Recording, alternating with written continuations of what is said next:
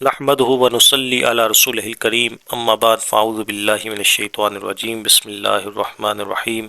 پیغام حق Islamic institute کے تحت منعقدہ آسان ترجمہ اور تفسیر کا آج چوتھا لیکچر ہے۔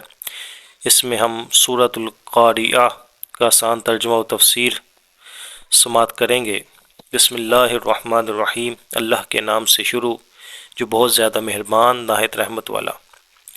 سورہ قاریعہ مکی صورت ہے، یعنی ہجرت سے قبل اس کا نزول ہوا۔ اس میں کل آیات کی تعداد 11 ہے اور اس میں ایک رکوع ہے۔ القاریعہ، دل دہلا دینے والی۔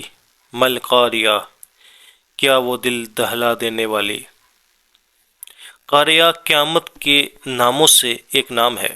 اس کا یہ نام اس لیے رکھا گیا کہ اس کی دہشت، ہولناکی اور سختی سے تمام انسانوں کے دل دہل جائیں گے۔ اور بعض مفسرین فرماتے ہیں حضرت اسرافیل علیہ السلام کی آواز کی وجہ سے قیامت کو قاریعہ کہتے ہیں، کیونکہ جب وہ سور میں پھونک ماریں گے تو ان کی پھونک کی آواز کی شدت سے تمام مخلوق مر جائے گی۔ وما ادراک مل قاریعہ، وہ تجھے کیا معلوم کہ دل دہلا دینے والی کیا ہے۔ تفسیر ساوی میں علامہ احمد ساوی رحمۃ اللہ تعالی علیہ فرماتے ہیں اس کا معنی یہ ہے کہ اے حبیب صلی اللہ علیہ وسلم، آپ قیامت کی ہولناکی، شدت اور دہشت کو ہماری طرف سے آنے والی وحی کے ذریعے ہی جان سکتے ہیں۔ تو یہاں وحی کے بغیر قیامت کی ہولناکی کے علم کی نفی کی گئی ہے، نہ کہ مطلق علم کی نفی ہے۔ یوم یکون الناس کالفراش المبثوث، جس دن آدمی ہوں گے جیسے پھیلے پتنگے۔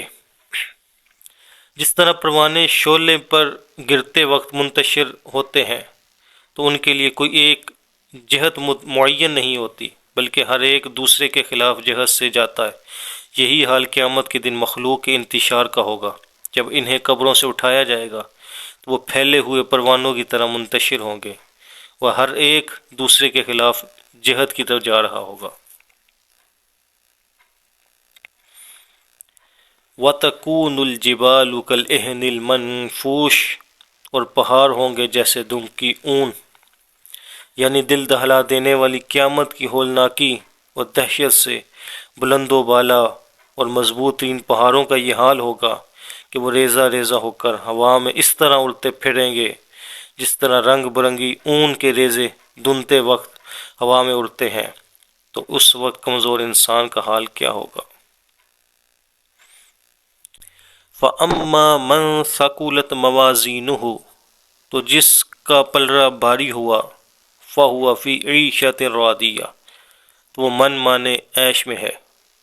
وَأَمَّا مَنْ خَفَّتْ مَوَازِينُهُ، تو جس کا پلڑا ہلکا ہے، فَأُمُّهُ هَاوِيَةٌ، تو نیچا دکھانے والی گود میں ہے۔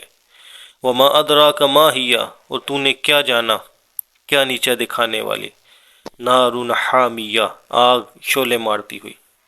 تو بہرحال قیامت کا حال ذکر کرنے کے بعد یہاں سے قیامت کے دن مخلوق کی دو قسمیں بیان فرمائی گئیں۔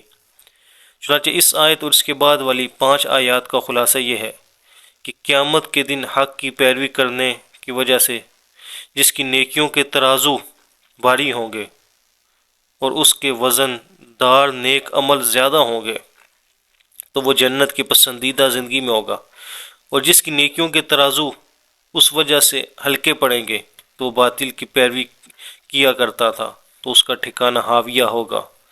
اور تجھے کیا معلوم کہ وہ کیا ہے، وہ ایک شعلے مارتی آگ ہے جس میں انتہا کی سوزش اور تیزی ہے۔ یہاں اعمال کے وزن کے متعلق 2 باتیں ذہن نشین کریں۔ نمبر 1، اعمال کا وزن کیے جانے کے بارے میں ایک قول یہ ہے کہ قیامت کے دن مومن کی نیکیاں اچھی صورت میں لا کر میزان میں رکھی جائیں گی۔ اگر وہ غالب ہوئیں تو اس کے لیے جنت ہے، اور کافر کی برائیاں بدترین صورت میں لا کر میزان میں رکھی جائیں گی تو اس کی تول ہلکی پڑے گی، کیونکہ کفار کے اعمال باطل ہیں، ان کا کچھ وزن نہیں، تو انہیں جہنم میں ڈال دیا جائے گا۔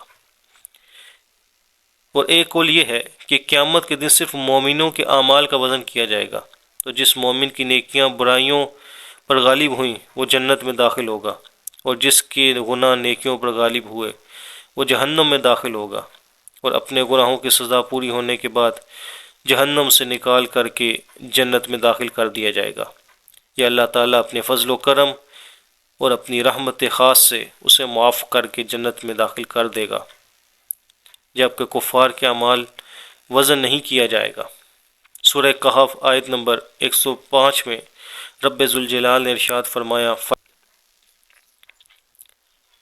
فَلَا نُقِيمُ لَهُمْ يَوْمَ الْقِيَامَةِ وَزْنًا، پس ہم نے ان کے لیے قیامت کے دن کوئی وزن قائم نہیں کریں گے۔ البتہ اس بارے میں تحقیق یہ ہے کہ جن کافروں کو اللہ تعالیٰ جلد دوزخ میں ڈالنا چاہے گا انہیں اعمال کے وزن کے بغیر دوزخ میں ڈال دے گا، اور بقیہ کافروں کے اعمال کا وزن کیا جائے گا، اور اسی طرح بعض مسلمانوں کو اللہ تعالیٰ اعمال کا وزن کیے بغیر بے حساب جنت میں داخل کر دے گا۔ قیامت کے دن میزان قائم کیا جانا اور اعمال کا وزن ہونا برحق ہے، جیسا کہ سورہ اعراف آیت نمبر 8 اور 9 میں بھی رب ذوالجلال نے ارشاد فرمایا، وَالْوَزْنُ يَوْمَئِذٍ الْحَقُّ فَمَنْ ثَقُلَتْ مَوَازِينُهُ فَأُولَئِكَ هُمُ الْمُفْلِحُونَ وَمَنْ خَفَّتْ مَوَازِينُهُ فَأُولَئِكَ الَّذِينَ خَسِرُوا أَنفُسَهُمْ بِمَا كَانُوا بِآيَاتِنَا يَظْلِمُونَ۔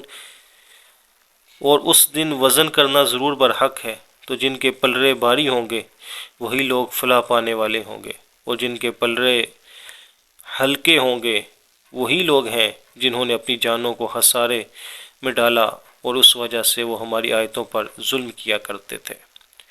دعا ہے اللہ رب العزت ہمیں نیک اعمال کرنے کی توفیق عطا فرمائے، اور بروز محشر جب اعمال کا وزن ہو تو ہمارا پلڑا نیکیوں کا بھاری ہو۔